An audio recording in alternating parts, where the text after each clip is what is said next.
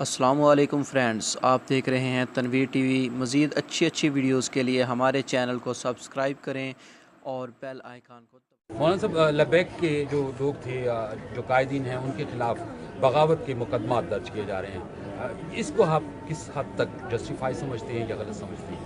دیکھیے، ہم ان کے ساتھ مکمل یکجہتی کا اعلان کرتے ہیں۔ لبیک اس وقت امت کو ایک پیج پہ آنا ضروری ہے، ایک صف پہ آنا ضروری ہے، اور بغاوت کے مقدمے یہ صرف خوف دلانے کے لیے ہوتے ہیں۔ بغاوت کے مقدمے کا آخری فیصلہ کیا ہوگا؟ پھانسی ہوگی نا؟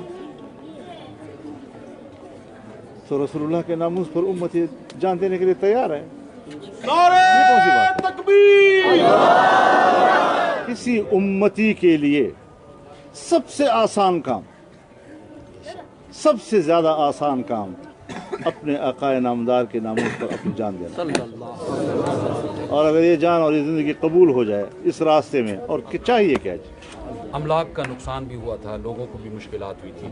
املاک کا نقصان فوجی آپریشنوں میں کتنا ہوا تھا، کتنے لوگوں کے دیہاتیں، گاؤں کے گاؤں برباد ہو گئے، بچے برباد ہو گئے، ان کے سال ہر سال جو ہے وہ آئی ڈی پیز کی صورت میں بکھری ہوئی دنیا میں، اور آج بھی وہ بھگت رہے ہیں۔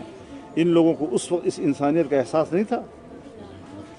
آج جب حکمران کے خلاف احتجاج ہوتا ہے اور لوگ سڑکوں پر آتے ہیں تو یہاں ان کو انسانیت نظر آ جاتی ہے۔ 120 دن جن سے آلودگی پھیلائی جا رہی تھی ڈی چوک پہ، اس وقت ان کو یہ گندگی اور غلاظت نظر نہیں آ رہی تھی۔ وہاں لوگوں کی زندگیاں برباد نہیں ہو رہی تھی، وہاں بازار بند نہیں رہے، لوگوں کے کاروبار اجڑے نہیں گئے۔ یہ ساری چیزیں جب ناموس رسالت کے حق میں ہوتا ہے تو پھر لوگوں کی زندگی برباد ہو رہی ہے۔ آج اس وقت پورے ملک میں کہتے ہیں ہم لوگوں کو گھر دیں گے، اس وقت تک بھرپور طور پر لوگوں کے گھر گرائے جا رہے ہیں، تجاوزات کے نام پر، انکروچمنٹ کے نام پر۔ کراچی سے لے کر چترال تک، کوہستان تک، جہاں جاؤ لوگوں کو